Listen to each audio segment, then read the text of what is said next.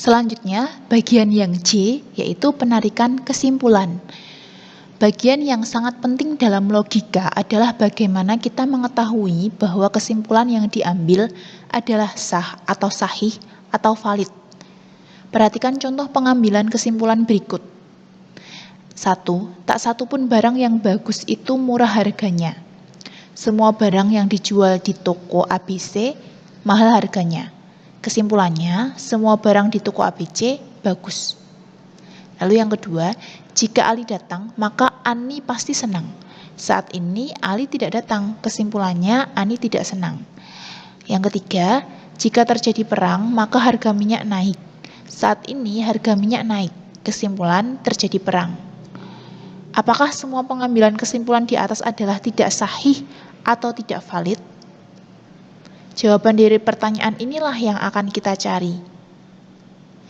Himpunan pernyataan tunggal atau pernyataan majemuk yang ditentukan atau diasumsikan benar dinamakan premis.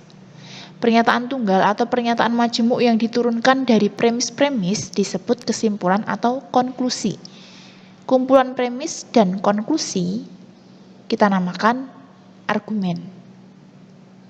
Berikut ini adalah prinsip-prinsip atau aturan yang digunakan sebagai dasar untuk pengambilan kesimpulan yang benar. Yang pertama adalah modus ponens. Modus ponens adalah argumen yang berbentuk jika P maka Q dan P maka Q. Atau dituliskan premis 1 jika P maka Q adalah suatu fakta. Premis 2 P juga merupakan fakta. Lalu konklusinya Q suatu pernyataan yang benar. Dengan tabel kebenaran dapat dilihat bahwa modus ponens merupakan suatu argumen yang sah. Sebagai berikut. Jadi di sini kombinasi P-Q-nya BB, BS, SPSS, lalu selanjutnya kolom untuk jika P maka Q, kemudian kolom untuk jika P maka Q dan P, dan selanjutnya kolom untuk jika P maka Q dan P maka Q. Di sini dapat dilihat untuk kolom yang terakhir ini nilai kebenarannya adalah semuanya benar.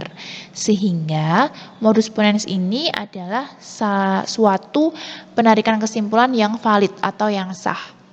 Selanjutnya adalah modus tollens. Modus tollens adalah argumen yang berbentuk jika P maka Q dan non Q, maka non P. Atau dituliskan premis satunya jika P maka Q adalah fakta. Lalu premis 2-nya non Q adalah fakta. Konklusinya non P adalah suatu pernyataan yang benar. Dengan tabel kebenaran akan dibuktikan bahwa modus tollens ini merupakan suatu argumen yang sah. Perhatikan kombinasi P-Q-nya BB, BS, SPSS, lalu selanjutnya dibuat kolom untuk non P, kolom untuk non Q, kolom untuk jika P maka Q, kemudian kolom untuk jika P maka Q dan non Q, selanjutnya yang terakhir kolom untuk jika P maka Q dan non Q maka non P. Nah, untuk kolom yang terakhir ini dapat dilihat semuanya bernilai benar sehingga modus tollens ini merupakan suatu penarikan kesimpulan yang sah. Yang ketiga adalah silogisme. Silogisme adalah argumen yang berbentuk jika P maka Q dan jika Q maka R, maka jika P maka R. Atau dituliskan premis 1 jika P maka Q fakta. Premis 2 jika Q maka R fakta. Maka konklusinya jika P maka R adalah suatu pernyataan yang benar. Dengan tabel kebenaran akan dibuktikan bahwa silogisme merupakan suatu argumen yang sah. Di sini melibatkan 3 pernyataan tunggal yaitu P, Q, R. Kombinasi P, Q, R-nya adalah sebagai berikut. BBB, BBS, BSB, BSS, SBB, SPS, SSB, dan SSS. Kemudian dibuat kolom-kolom untuk jika P maka Q, kemudian untuk jika Q maka R, lalu untuk jika P maka Q dan jika Q maka R, kemudian untuk jika P maka R. Lalu kolom yang terakhir adalah kolom untuk jika P maka Q dan jika Q maka R, maka jika P maka R. Di sini kolom terakhir ini nilainya adalah semuanya benar, sehingga dapat disimpulkan silogisme ini adalah suatu argumen atau suatu penarikan kesimpulan yang sah atau yang valid, yang menghasilkan sesuatu yang nilainya selalu benar. Sehingga dapat diperoleh kesimpulan modus ponens adalah sebagai berikut. Jika P maka Q, kemudian ada pernyataan P, maka kesimpulannya adalah Q. ini adalah valid. Lalu modus tolean, jika P maka Q, kemudian ada non Q, maka kesimpulannya adalah non P. Ini adalah penarikan kesimpulan yang valid. Lalu untuk yang silogisme, kalau ada premis jika P maka Q, kemudian ada premis jika Q maka R, maka kesimpulannya adalah jika P maka R. Ini juga penarikan kesimpulan yang valid. Nah, selanjutnya perlu kita ingat bahwa jika P maka R ini kan ekuivalen dengan non R, ekuivalen dengan jika non R maka non P, dan ekuivalen juga dengan non P atau R, sehingga dapat diperoleh juga kesimpulan yang ini. Penarikan kesimpulan yang ini. Jika P maka Q, kemudian Q maka R, nah kesimpulannya adalah jika non R maka non P. Atau bisa juga jika P maka Q, jika Q maka R, kesimpulannya adalah non P atau R.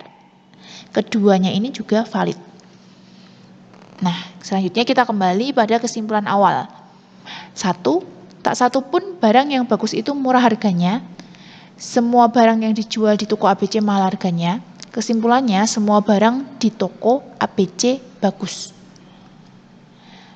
Tak satu pun barang yang bagus itu murah harganya ekuivalen dengan semua barang bagus mahal harganya. Misalkan P-nya adalah barang bagus, lalu Q itu adalah mahal harganya. Jika P maka Q, kemudian Q, maka kesimpulannya adalah P.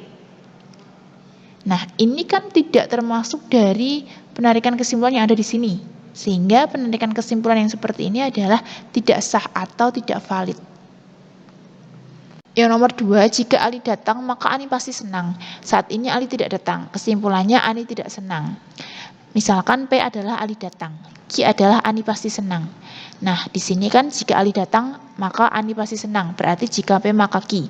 Lalu saat ini Ali tidak datang, berarti non P. Lalu kesimpulannya Ani tidak senang, berarti kesimpulannya non Q. Nah, ini tidak termasuk tidak termasuk penarikan kesimpulan yang valid, sehingga tidak sah atau tidak valid.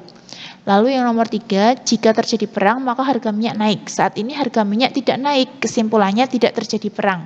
Perhatikan, misalkan P terjadi perang, lalu Q-nya harga minyak naik. Jika terjadi perang harga minyak naik, jika terjadi perang maka harga minyak naik, berarti jika P maka Q. Saat ini harga minyak tidak naik, berarti non Q. Kesimpulannya tidak terjadi perang, berarti non P. Nah, ini adalah suatu penarikan kesimpulan yang sah atau yang valid. Cermati dan diskusikan contoh berikut. 1. Jika bulan Ramadan, maka umat Islam menjalankan ibadah puasa. Ali seorang muslim sedang berpuasa, jadi bulan Ramadan. Misalkan P-nya bulan Ramadan, Q umat Islam menjalankan ibadah puasa. Jika bulan Ramadan maka umat Islam menjalankan ibadah puasa, berarti premis satunya jika P maka Q. Lalu Ali seorang muslim sedang berpuasa, berarti premis 2-nya adalah Q. Kesimpulannya bulan Ramadan, berarti kesimpulannya P. Ini adalah suatu penarikan kesimpulan yang tidak valid. Lalu yang nomor 2, jika malam minggu maka Budi tidak belajar. Budi belajar matematika, jadi bukan malam minggu. Di sini misalkan P-nya malam minggu, lalu Q-nya Budi tidak belajar. Jika malam minggu maka Budi tidak belajar. Premis satunya adalah jika P maka Q.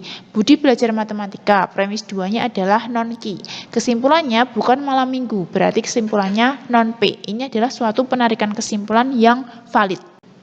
Nomor 3, semua siswa SMA berseragam abu-abu putih.